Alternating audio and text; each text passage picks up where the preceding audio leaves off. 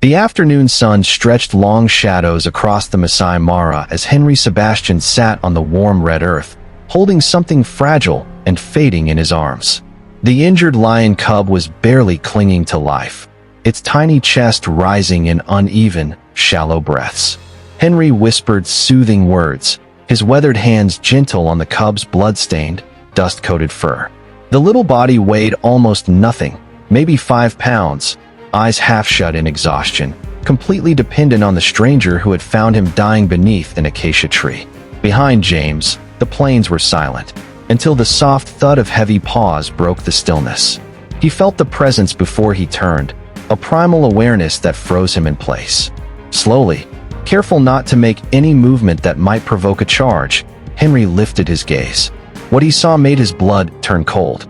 A massive male lion stood less than 10 feet away, its golden eyes locked onto him. The creature was enormous, nearly 400 pounds of muscle crowned with a dark, full mane. Its nostrils flared as it caught the scent of the wounded cub, and its powerful chest rose and fell with controlled, deliberate breaths. In one crushing instant, Henry understood. He was holding this giant's offspring, and there was nowhere to run. Before reaching this impossible moment, we have to go back to the beginning of the day that would redefine Henry Sebastian's life forever.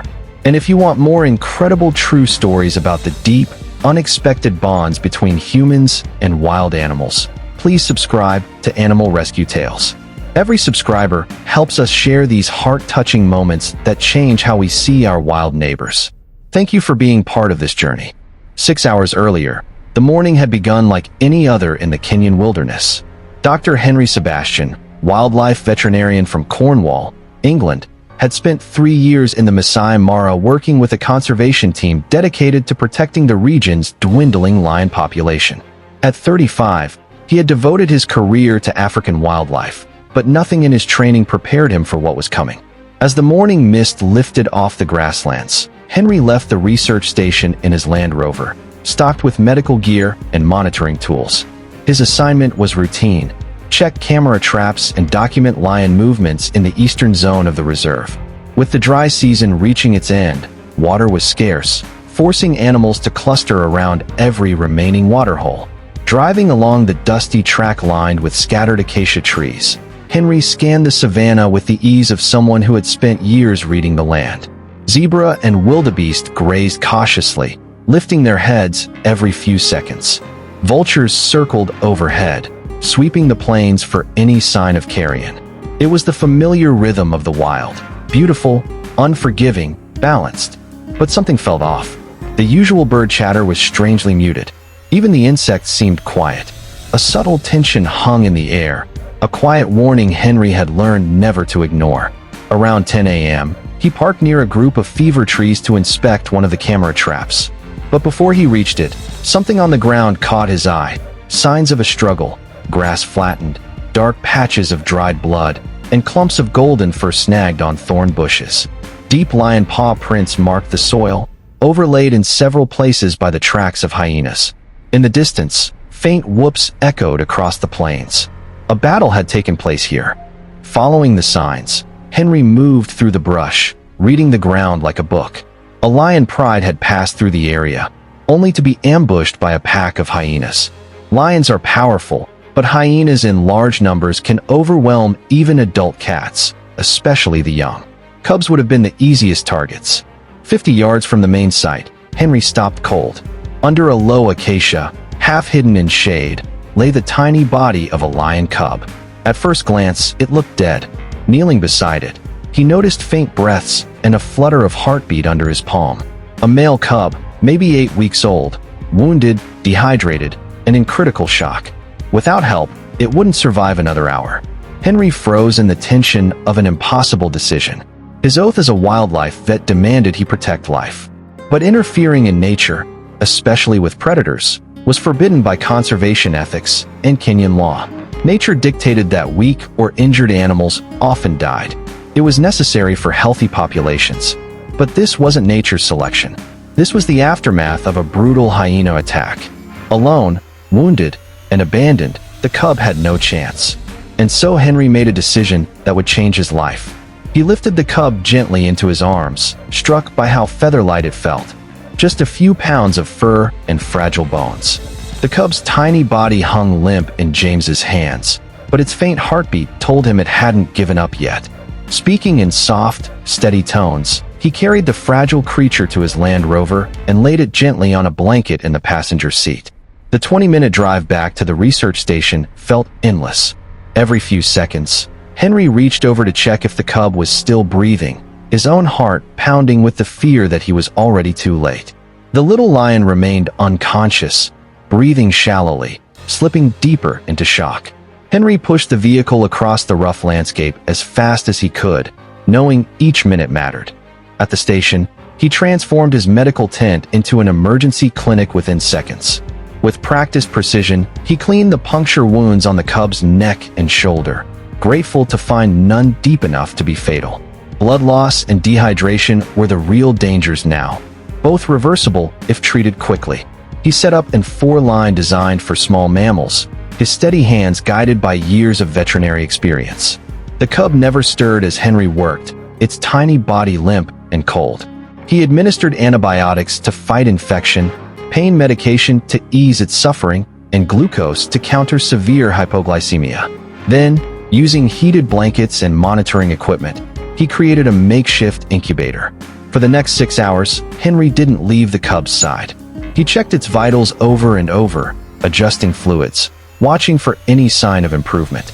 Just as the sun dipped toward the horizon, the miracle came.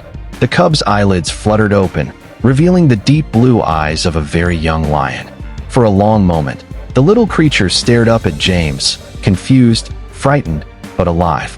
Instead of panicking, the cub simply watched him, as if trying to understand who this human was. When Henry spoke softly, the cub lifted its head and released a tiny, barely audible mew. It was the first true sign that it might survive the terrible attack. Over the next days, a bond began to form, deeper than anything Henry had ever experienced with a wild animal. He named the cub Theo, the Swahili word for scar, in honor of the mark left by the hyenas. As his strength returned, Theo's personality blossomed. Curious and bright, he explored the medical tent, pawing at tools, watching Henry with sparkling golden eyes that seemed to grow warmer each day. When Henry spoke, Theo responded with soft chirps and mews, his confidence growing as his body healed. Feeding became their shared ritual. Using a bottle designed for orphan big cats, Henry held Theo in his lap as the cub drank eagerly, then curled against his chest afterward, purring with contentment like a house cat. Blissfully unaware, he was one of Africa's deadliest predators. But as much as Henry loved their growing connection, he also knew it couldn't last. Every day, Theo grew stronger, heavier, more instinct-driven. What was adorable in a tiny cub would become dangerous in an adolescent, and life-threatening in a full-grown lion. More importantly, Theo wasn't meant to live behind fences or rely on humans. Henry could offer love and safety, but he couldn't teach him how to hunt, how to read a pride's complex hierarchy, or how to survive in the harsh realities of the wild. 3 weeks after the rescue, Theo was fully healed, playful, energetic, and endlessly curious about the world beyond the research camp. Henry knew what he had to do, even though the thought tore at his heart. He had spent nearly every waking moment with the cub for 3 weeks. Their bond felt more like father and child than veterinarian and patient. But true love sometimes means letting go. Theo belonged to the wild. Henry chose to bring him back to the very place where he had found him, hoping, however unlikely, that members of his original pride might still be in the area. Even if they weren't, nature would give Theo a chance to write his own story, free and independent.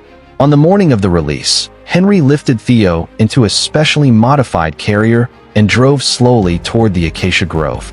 The cub sensed the shift, his behavior unusually alert and thoughtful. As they neared the familiar landscape, Theo sniffed the air and let out soft, far-carrying calls. Henry parked in the exact spot where he'd once knelt beside the dying cub. The contrast struck him.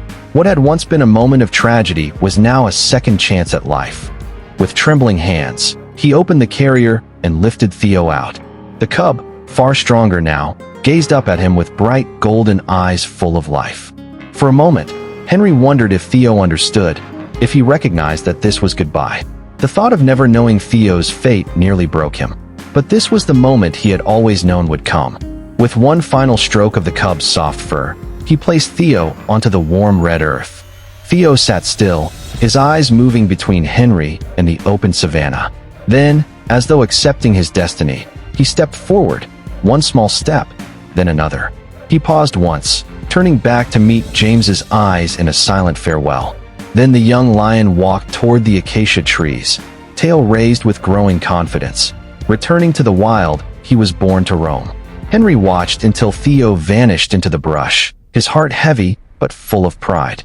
He had given the cub the greatest gift he could offer, a chance to live free, a second chance at life in the wild. That was what Henry had given Theo. Whatever happened next would be decided not by him, but by the harsh laws of the African wilderness. As he turned back toward his Land Rover, Henry believed this was the end of their short, extraordinary chapter. He couldn't have known it was only the beginning. The bond formed in those 3 weeks was stronger than distance, time, or nature. Their paths would cross again, in ways that would challenge everything Henry thought he understood about the line between human compassion and wild instinct. What Henry also didn't know was that he was being watched. Eyes sharper than any humans had followed every step he took with the cub.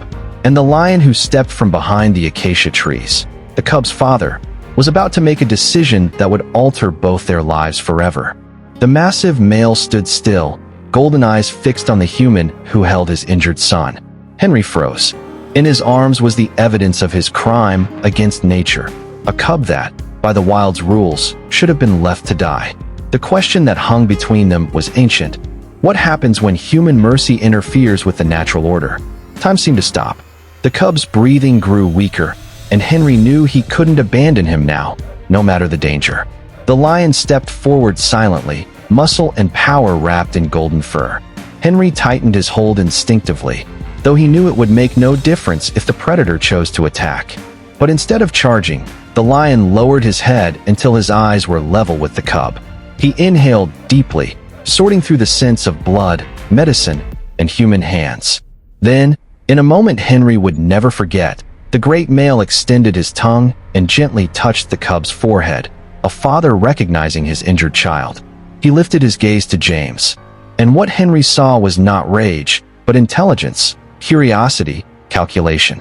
The lion was judging him, measuring him, deciding whether this strange creature could be trusted with something beyond value. Minutes passed in complete silence. Finally, the lion sat down, his massive body settling gracefully into the dust. He did not approach, but he did not leave. He simply watched, calm, alert, every breath focused on the human cradling his son.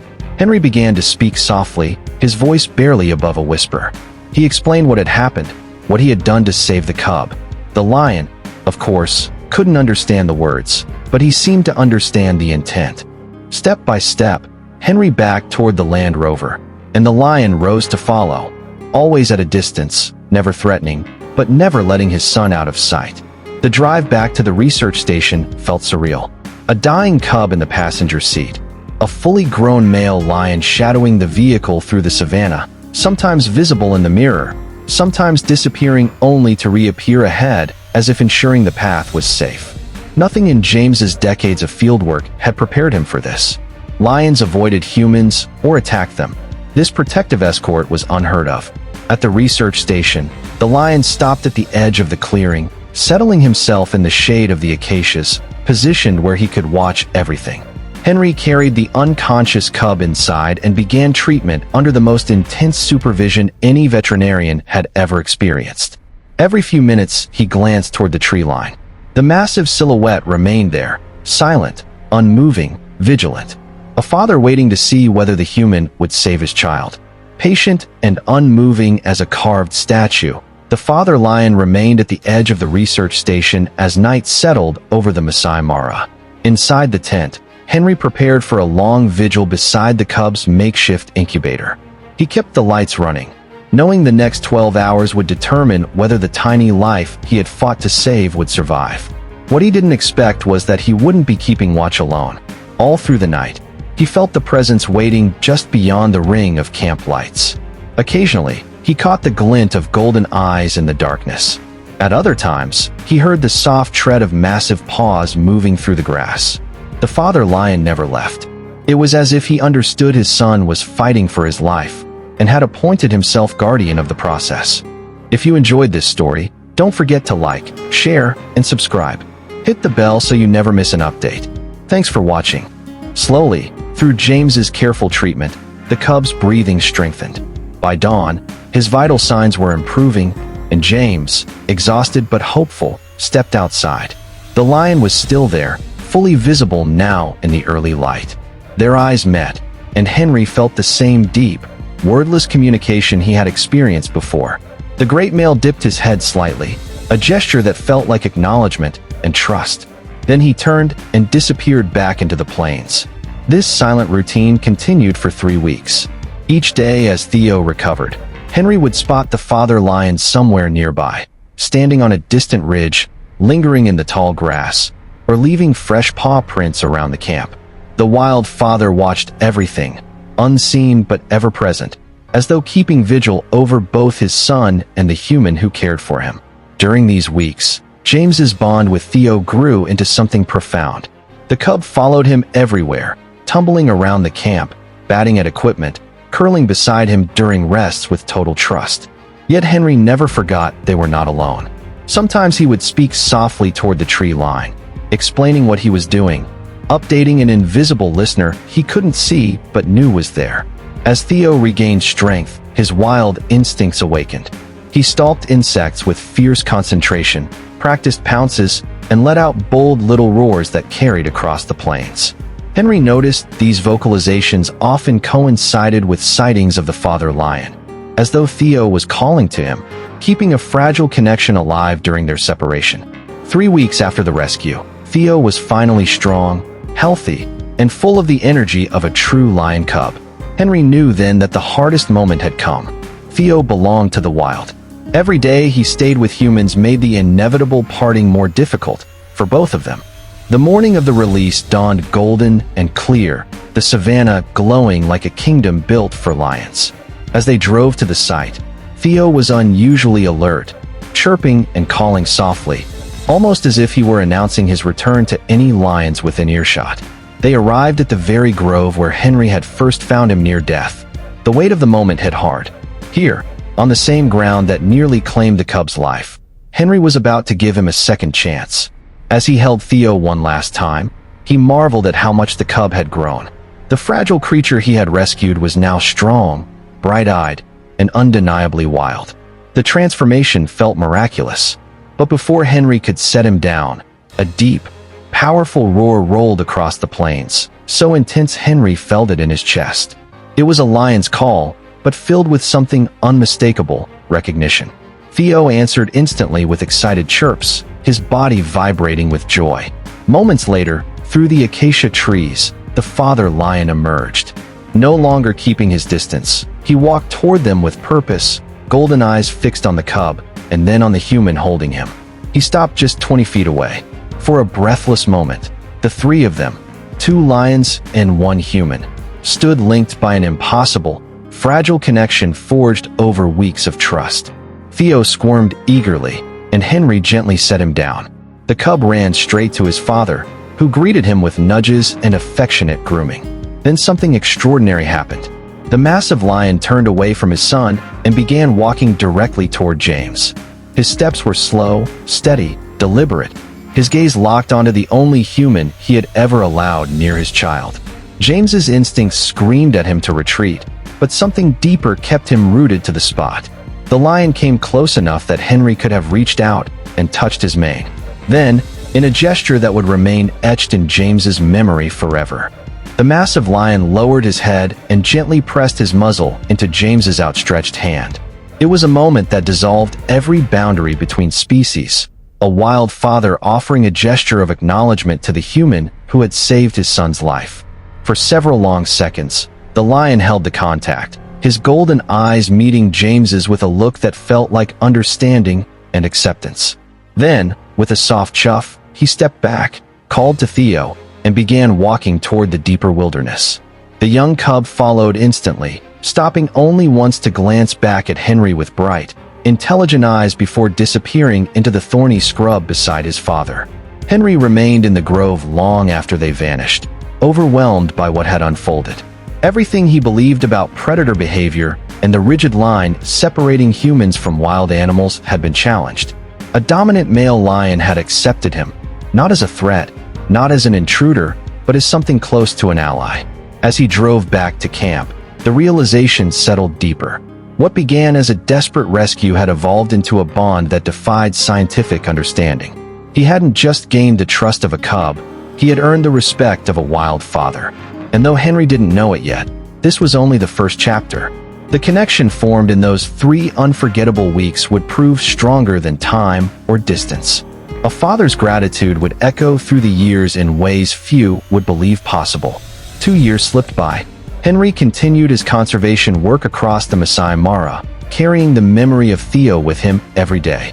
Life at the research station had settled into routine, data collection, monitoring lion populations, leading students and local researchers. But not a sunrise passed without him wondering how the cub was faring. Occasionally, he spotted a young male lion in the distance with familiar markings. Sometimes it felt like Theo. Sometimes it was just wishful thinking. In the wild, animals rarely reappeared once released. Henry had learned to accept this uncertainty as part of the emotional cost of working with nature. Then, on a clear Tuesday morning in late September, with the dry season fading into the promise of rain, Henry headed out alone for what should have been a simple data retrieval mission. The air was crisp, the visibility perfect. Zebra and wildebeest dotted the golden plains, vultures soared above, and the savanna moved with its timeless rhythm.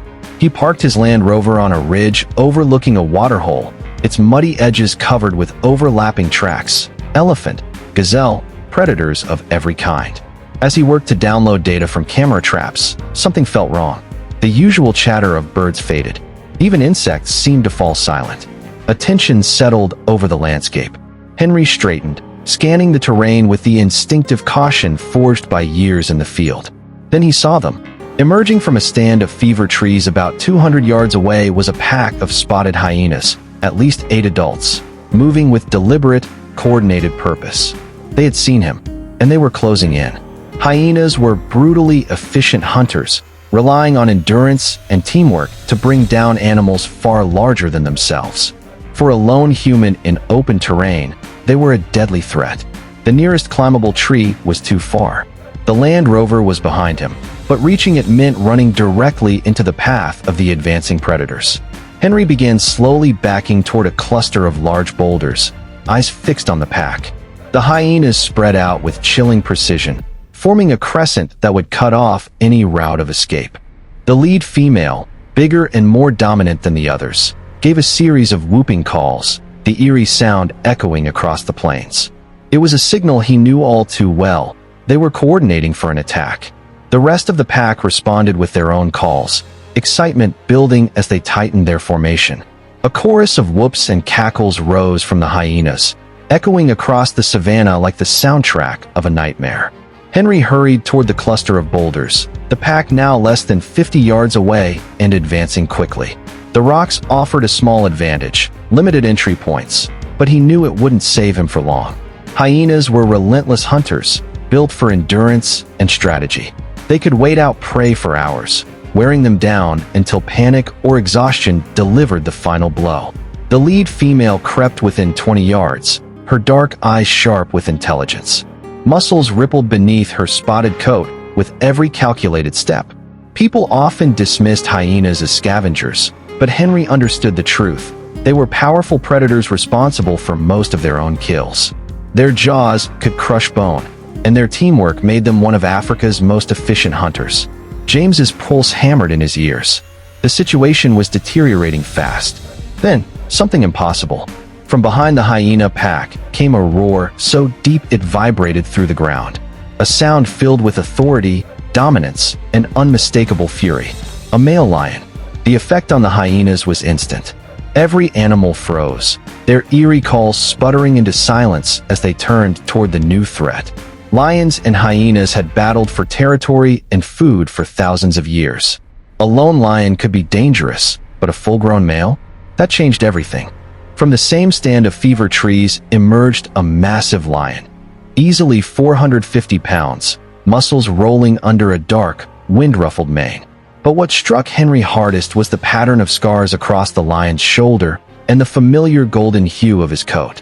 It was Theo, not the fragile cub Henry once cradled in his arms, but a fully grown male, majestic, powerful, breathtaking. The tiny orphan he had bottle-fed had transformed into one of the most formidable predators on the continent, and he was standing between Henry and certain death. The hyena matriarch gave a series of submissive cries, signaling they had no intention of challenging him. But Theo wasn't interested in negotiations. With a roar that seemed to rip the sky open, he charged. The pack scattered instantly, chaos exploding across the plains. Smaller hyenas tumbled over each other in their panic to escape the lion's wrath. Henry could only watch in awe as Theo chased them for hundreds of yards with effortless strength and fluid, terrifying grace. He wasn't just chasing away predators. He was laying claim to the territory and warning them never to threaten what he considered his. When Theo finally turned back toward the waterhole, Henry felt tears run freely down his face. The magnificent lion returning to him was the same cub he once feared wouldn't survive the night. Against impossible odds, Theo had not only lived, he had thrived. But the miracle wasn't over. Another lion stepped from the trees, larger than Theo, his mane nearly black, his body marked with the scars of countless victories. Henry recognized him instantly. Mufasa, Theo's father. The same lion who once stood guard over his injured son now approached with calm, unshakable confidence. His golden eyes locked onto James's with something that felt dangerously close to recognition and gratitude. Mufasa walked right up to him, stopping just 5 feet away. Henry didn't move, didn't breathe. If you enjoyed this story, don't forget to like, share, and subscribe. Hit the bell so you never miss an update. Thanks for watching. Then, in a gesture that defied everything science claimed about wild predators, the great lion lowered his head and gently pressed his muzzle against James's hand. The same gesture he had offered 2 years earlier. Only now it carried the weight of memory, of loss, of a bond that had somehow survived the distance between man and wilderness. It was acknowledgement, acceptance, thanks. Theo stepped to James's other side, positioning himself protectively, no longer a helpless cub, but a guardian. For several astonishing minutes, Henry stood between two of Africa's most powerful lions, not as prey, not as a threat, but as someone they trusted. Mufasa slowly circled the boulders, marking the perimeter with the unmistakable signs of territorial protection. He was carving out a safety zone, a declaration that this human, this man who had saved his son, was under the protection of a lion. Theo joined him, their combined roars rolling across the savannah like thunder. And Henry understood. They weren't just protecting territory. They were protecting him. The two great lions moved in perfect harmony, circling Henry and creating a protective barrier no predator would dare test. Their coordinated actions formed a sphere of safety around him, behavior that had never been recorded in any scientific study. Wild lions simply did not guard humans, mark territory for them, or position themselves like sentinels. Yet here were Mufasa and Theo doing exactly that. As the sun dipped toward the horizon, flooding the savannah in deep gold and burning orange, Henry understood he was witnessing something that rewrote the rules of how humans perceived nature. These lions weren't responding out of instinct or training. They were showing complex emotions, memory, gratitude, and a willingness to protect a member of another species. When it was time for Henry to return to his research station, the incredible pair walked beside him all the way to his Land Rover, one on each flank like royal guards escorting their charge. At the vehicle, both lions repeated the soft muzzle press they had offered before, a gesture of affection and recognition that seemed to transcend every barrier between human and animal. Driving away, Henry glanced into his rearview mirror. The lions stood together on the ridge, watching him leave, silhouettes against the blaze of sunset. He knew instantly that the image would stay with him for the rest of his life, a permanent reminder of the extraordinary connection compassion can create. The quiet drive back gave him space to think. He had just been saved by the very cub he rescued 2 years earlier, now a powerful adult honoring a bond forged in desperation. Even more astonishing was Mufasa's involvement.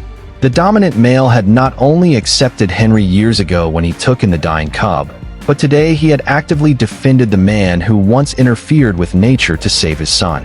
Henry realized he had seen something that would challenge everything the scientific community believed about animal intelligence and emotion. These lions had proven they could remember kindness, feel gratitude, and extend protection across species lines, even years later. When he finally reached the research station and tried to write his field notes, he struggled to find language strong enough to describe what he had just lived. How could he capture the profound feeling of being recognized, truly recognized, by wild predators? Of being sheltered by them, accepted by them? Then he remembered that first moment 2 years earlier, standing helpless with a dying cub in his arms, looking up to see Mufasa stepping from the tall grass. In that moment, the lion had made a choice, to trust a human with something irreplaceable. Today, that trust had come full circle. It had deepened into something that felt very much like love. Henry closed his notebook with a quiet smile, knowing he had witnessed one of the most extraordinary examples of animal emotion ever recorded. Mufasa had proven that a heart, whether human or lion, knows no boundaries. Gratitude, trust, and love can cross species, time, and every divide nature imposes. Somewhere out in the vast African night, the two lions settled down beneath the stars, satisfied that they had repaid the man who once saved one of their own. And in his tent, Henry Sebastian discovered a truth far greater than any scientific data point: that the most profound discoveries come not from charts or measurements, but from moments of connection that reveal what it truly means to share this mysterious world. A story that began with a dying cub and a desperate act of compassion had completed its circle. Henry had saved Theo's life, and today Theo and Mufasa had returned that gift. It proved that gratitude is not a human trait alone. It is a universal language spoken by every living creature with a heart. As Henry drifted to sleep, he carried with him the knowledge that he had touched something magical, an experience that reminded him that while the world can be harsh, love remains the most powerful force on earth. The lions had shown him that compassion creates bonds deeper than understanding. And sometimes, the greatest gifts come from the very beings we set out to save.